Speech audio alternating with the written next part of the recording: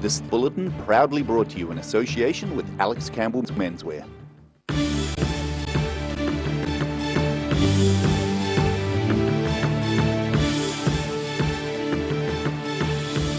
Tonight on The South Today, Dunedin now has a New Zealand first, a bin specially installed for the public to return number 5 polypropylene plastics for recycling. They came, they saw and they conquered while having fun and raising more than $85,000 for charity. And native wildlife will have a greater chance of survival around Clyde, thanks to a group of youngsters and their DIY skills.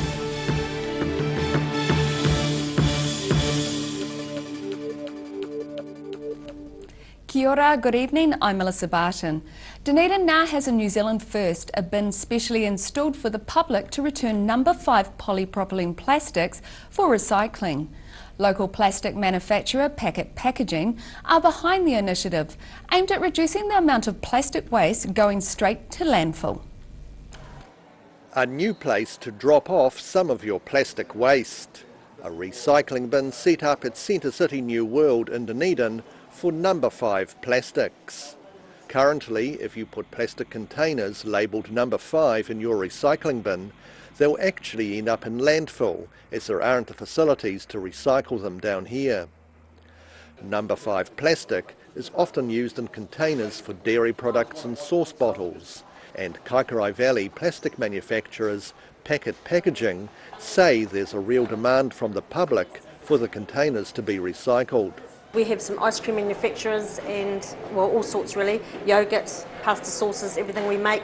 A lot of their customers are pushing for this, yes. They're ringing at them and saying, you know, we love your product, but what's happening to the actual container that it's in?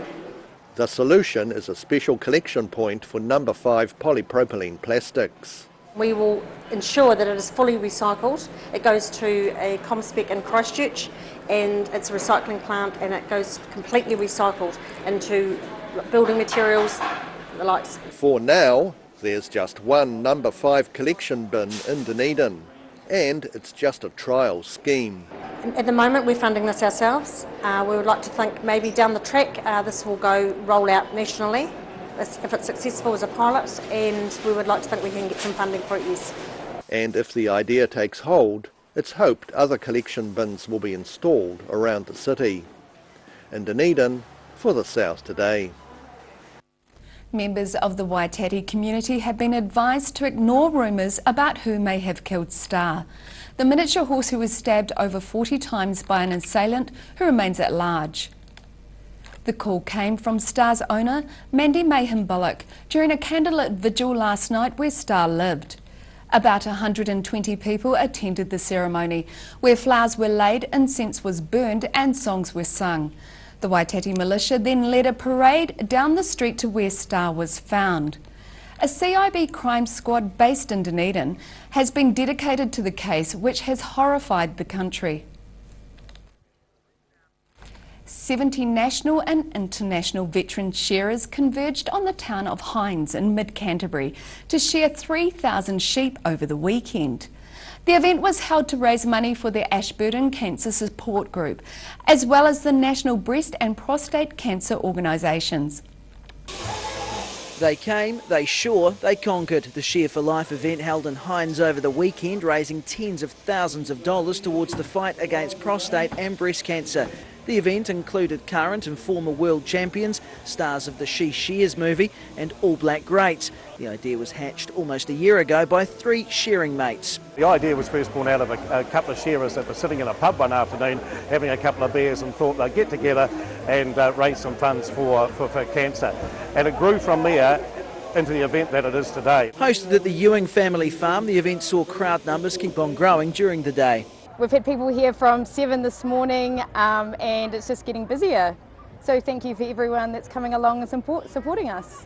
A shearing shed featured 8 stands manned by professional shearers, plus a 9th stand for blade shearers and those aged over 50. Video screens and a marquee tent allowed everyone to keep track with the event, with the aim of shearing 3,000 sheep over the course of the day.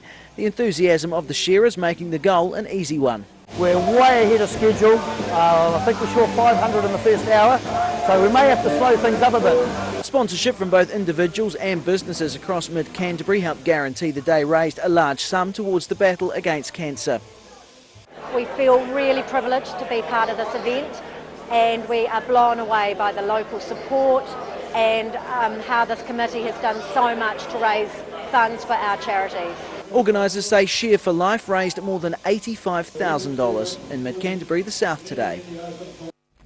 Police are investigating after 3 women were sexually assaulted while walking home in North Dunedin in separate incidents at the weekend. Police say the 3 women were assaulted either late at night or in the early hours of the morning over the weekend while walking home. The Criminal Investigation Branch is now actively investigating the attacks and speaking to people of interest. Police are urging people to be vigilant in the wake of the attacks.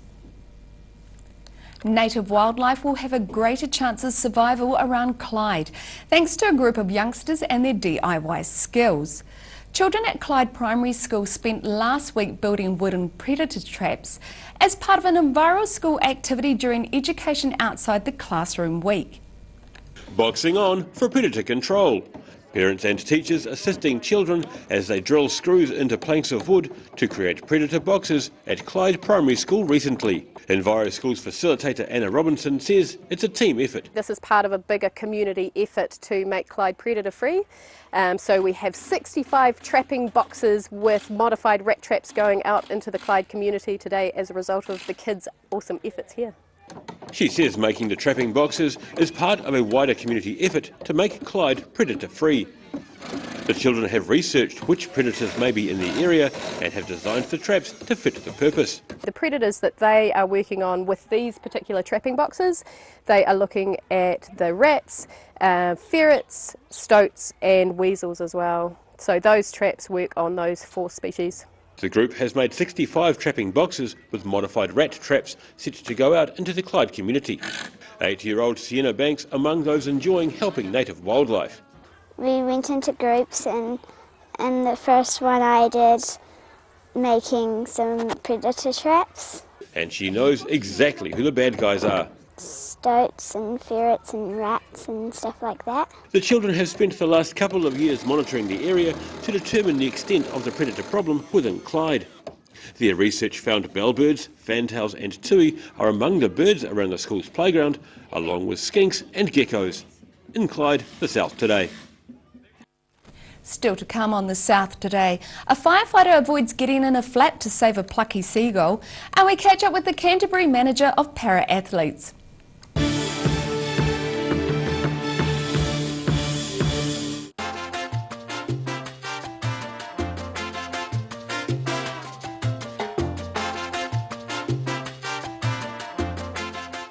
ID Dunedin Fashion Week is celebrating 20 years and you're invited to the show. One amazing show, 2 nights, Friday 15 and Saturday 16 March at Dunedin's Regent Theatre. The show features ID International Emerging Designer Awards and a runway show from 16 of New Zealand's leading established designers. Tickets are available from Ticket Direct. Grab a group of friends and book today. All the details, www.idfashion.co.nz. Step into Ross Cafe, located at Ross Home in North East Valley.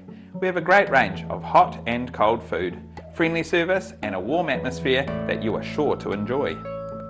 We look forward to serving you soon at Ross Cafe. Need to rent an EFTPOS? Whether it's just a week or the whole season, maybe a pop-up store, a concert or event, Anything's POS have equipment available to suit your needs for retail and hospitality with local support. To rent, lease or buy, contact Anything's POS. When it's time to say goodbye to your pet, Heaven Sent Pet Cremations are here to help you through this difficult experience.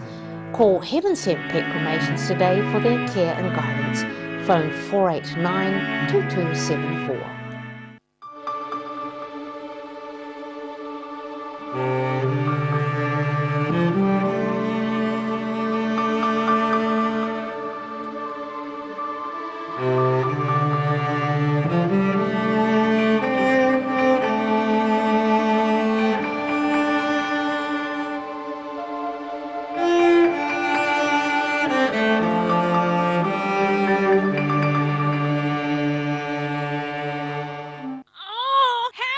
Don't suffer in silence. Call Sunny Chin, Chi Master Body Technician for structural, muscular, emotional bodywork. Phone 03 4250 606 for all your pain relief. Every Kiwi deserves a reliable garage door. Rely on Garador to protect your important stuff. Just like Darren, his Garador keeps his favourite ride in mint condition. We have a huge range at affordable prices. Visit our website for a free consultation. We stand behind every door. If you're at risk of developing melanoma skin cancer, you owe it to yourself to have a mole map. Mole Map is coming to your area. Phone today to make an appointment. It could save your life. At the Hard to Find Bookshop, we sell quality books on all subjects from the rare to the recent, and where viable, we will come to you. We have a great reputation for integrity and honesty, so if you're downsizing or sorting an estate and have books to sell, contact us. Blimey! At Alex Campbell Menswear, they've got too much great stock. There is 50% off the lot. And Lindsay's decided to extend the sale, only until March the 3rd at 4 p.m. Alex Campbell Menswear, it fits. Don't miss the Otago Home Show at the Edgar Centre, 1st, 2nd, 3rd of March, where home lovers go shopping.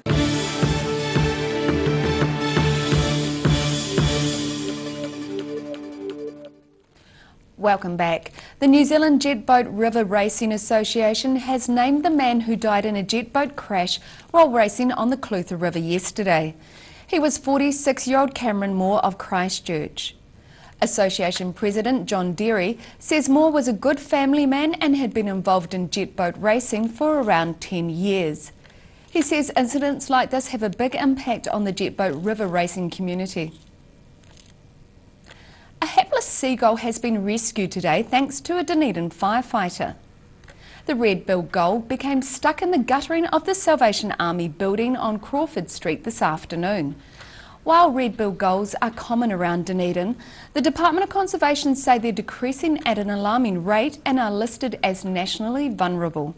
Firefighter Kyle Johnston from the Dunedin City Station freed the plucky bird, which promptly flew off. Hadley Pearson of Christchurch spends much of his day-to-day life in a wheelchair, but this hasn't held him back in his role as manager of para-athletes in Canterbury. He says this year the province could well be competing internationally in up to 6 para-sports. I competed at 2 Paralympic Games, so competed in Sydney in 2000 and Athens in 2004. I've got a condition called osteogenesis imperfecta, which means basically that my bones are weaker than, I guess, most people. It's something that I was born with, and in my lifetime I've had a number of fractures or broken bones, a lot when I was younger. So I guess growing up you sort of learn pretty quickly that you need to be smart around the things that you do and the environments that you put yourself in. So got into swimming as a youngster, so it was part of it was around just, I guess, recovering from broken bones, good to get back in the water, and we also had a family pool at home as well, which I've spent a lot of time in. And yeah, just sort of naturally got into it that way as a junior athlete. I got involved through Parafed Canterbury into their competitions and training opportunities. Been involved for a while now, so get the opportunity to work with youngsters and put them on the pathway, which is really cool. I met Callan and his brother Ryan probably in 2012, I think. When I met them, they were pretty young and they were very sporty, and they were really good swimmers even back then. My role is to oversee all the different sports clubs around Christchurch that offer parasports.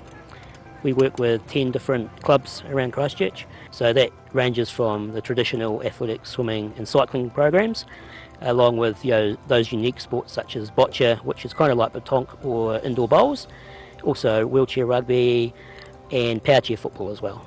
New Zealand has done traditionally really well at the Paralympic Games, and here in Canterbury we've got obviously Sophie Pascoe, who's one of the most well-known not only Paralympians but athletes in New Zealand and around the world.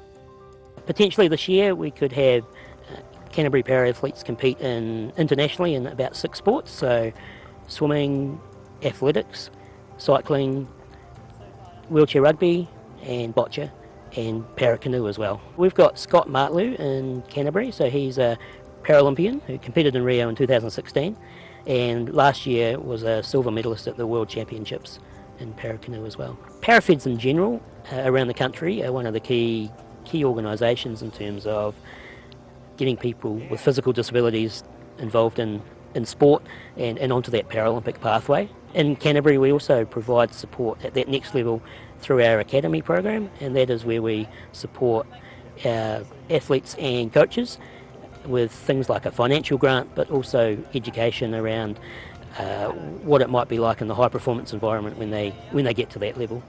We have around 200 athletes that are involved across our different sports in Canterbury, but in addition to that we work with a range of different coaches and volunteers, and also work with schools and other community groups. So I guess if you add them all up, we're probably around 500 or 600 people that we connect with each year. One of our big focuses is our Canterbury Junior team that competes every year at the Halberg Junior Disability Games. So we've got a fantastic team of junior athletes, and we're always adding to that program as well. We try to create an environment where athletes can achieve success not only on the sports field, but I guess outside of that as well, and that's around improving their confidence and self-esteem, motivation, and just all round sort of becoming good people and good role models. Yeah, we'd love to hear from anyone with a physical disability that would be interested in getting involved in sport. If we can provide an opportunity for them, then we'd certainly try to do that, and if not, we can maybe put them in contact with another group that could also offer some opportunities as well. So yeah, just get out there and give it a go. After the break on the South Today, we take a look at the second oldest running AMP show in New Zealand, and we see what's in store for tomorrow's weather, so stay with us.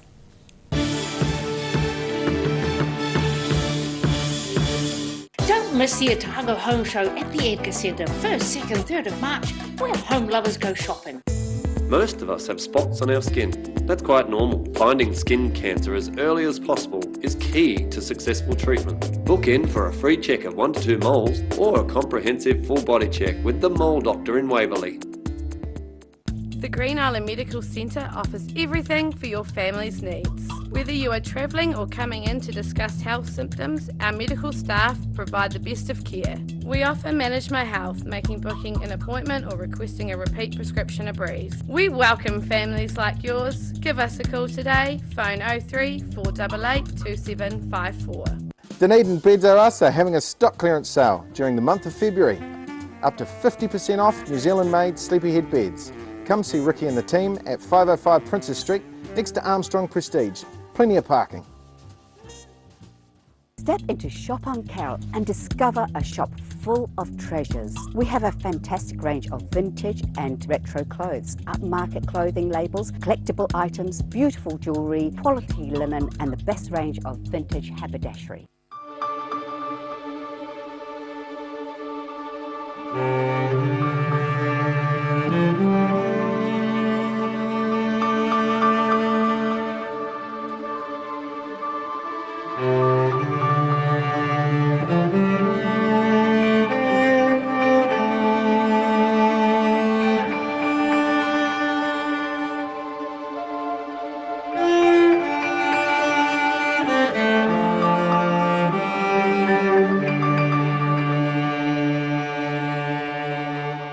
Need to rent an EFTPOS? Whether it's just a week or the whole season, maybe a pop-up store, a concert or event, Anything's POS have equipment available to suit your needs for retail and hospitality with local support. To rent, lease or buy, contact Anything's POS. Blimey! At Alex Campbell Menswear, they've got too much great stock. There is 50% off the lot. And Lindsay's decided to extend the sale only until March the 3rd at 4 p.m. Step into Op Shop on St Andrew and discover a place with plenty of bargains for yourself, your friends and the whole family. We have new items arriving every day. Visit us for a fabulous range of economy and upmarket clothing, accessories, books, shoes and more. Shop with us and support your community. If you're at risk of developing melanoma skin cancer, you owe it to yourself to have a mole map. Mole Map is coming to your area. Phone today to make an appointment. It could save your life. ID Dunedin Fashion Week is celebrating 20 years and you're invited to the show. One amazing show, 2 nights, Friday 15 and Saturday 16 March at Dunedin's Regent Theatre. The show features ID International Emerging Designer Awards and a runway show from 16 of New Zealand's leading established designers. Tickets are available from Ticket Direct. Grab a group of friends and book today. All the details, www.idfashion.co.nz.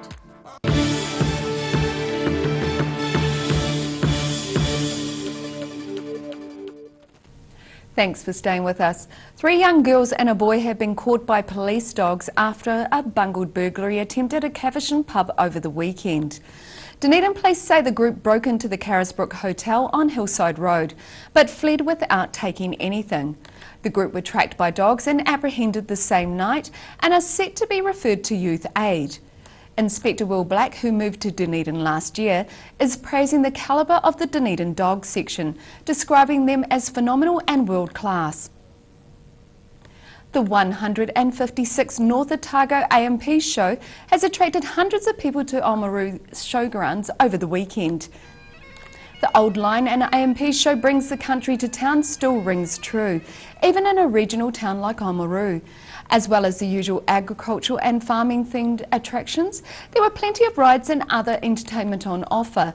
As happens every year, animals including sheep, goats, cattle and horses were judged and ribbons handed out. The 2-day annual show started on Friday and wrapped up on Saturday afternoon. The North Otago AMP show was first held in November 1863 and is the second oldest running show in New Zealand. And now recapping tonight's top stories on the South Today.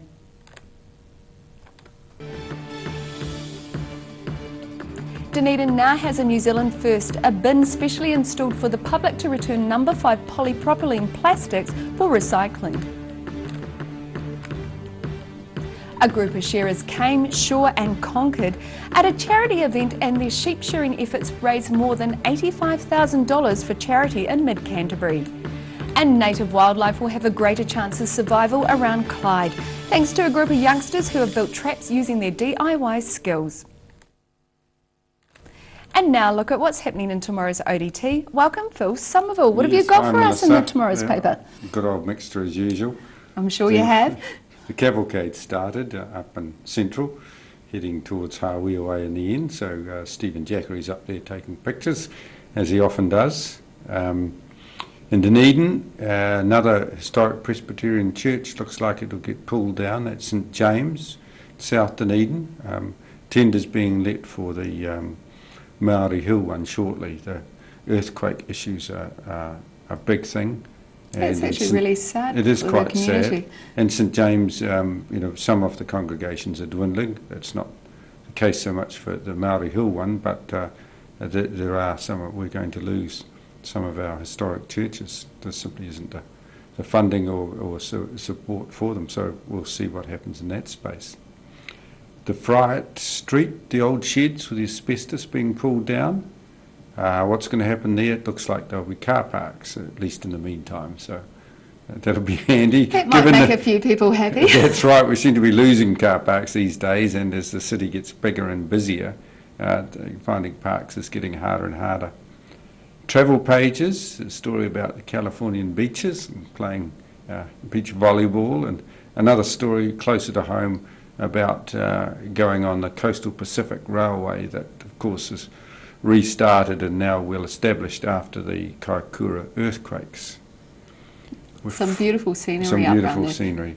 So follow-up from the terrible jet boat crash near Luggett yesterday, a bit about the driver of the jet boat who was killed. It's from Christchurch and a popular, outstanding fellow by all accounts. Yeah, it's very sad for everyone that's involved in the jet boating community. Yeah. Sport, interview with Hammett, one of the Highlanders coaches.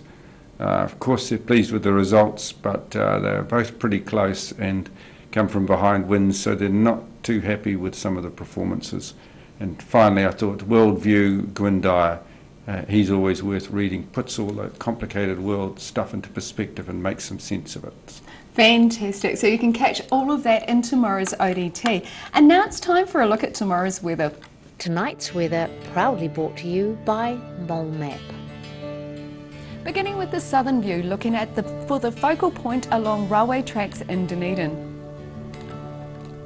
Looking at the situation, a cool week ahead with west to southwesterly airflow prevailing. Some showers about tomorrow and Wednesday, but mostly fine from Thursday.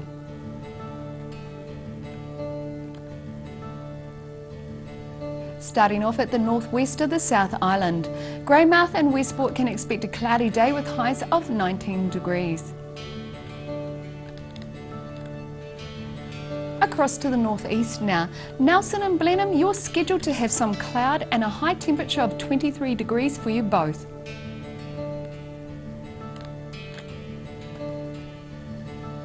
In Canterbury, plan for a slightly cloudy day and a 20-degree high for Kaikoura and Christchurch, while Ashburton is set to be slightly warmer on 24 degrees.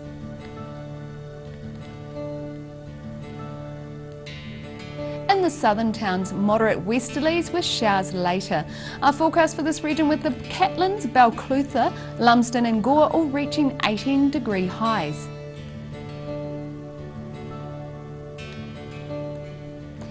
Heading westwards to the Central Lakes, light westerlies, some high cloud are the order of the day. Wanaka is aiming for 23, Alexandra heads for 24, Queenstown 21 degrees, while Te Anau should expect fresh westerly showers and a high of 17.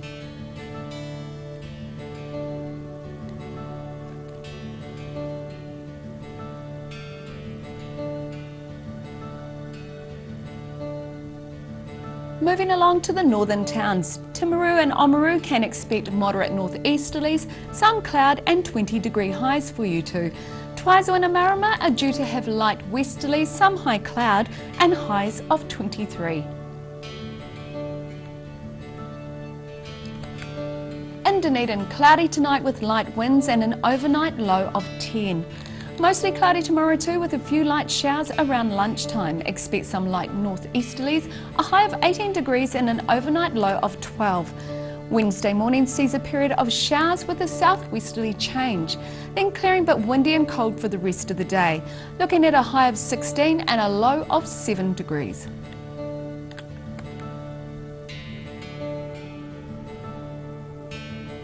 And heading down to Invercargill, cloudy tonight with westerlies with an overnight low of 9 degrees.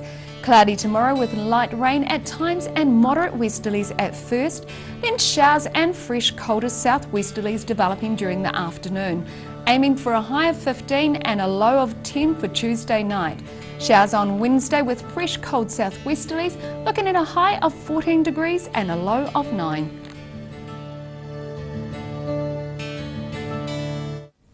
And that's all our news for this Monday. For the latest news from the southern region, head online to odt.co.nz and follow Channel 39 on Facebook and YouTube.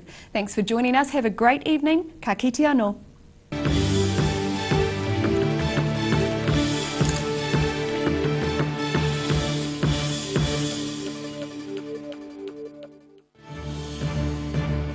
This bulletin proudly brought to you in association with Alex Campbell's Menswear. Supporting local content so you can see more of New Zealand on air.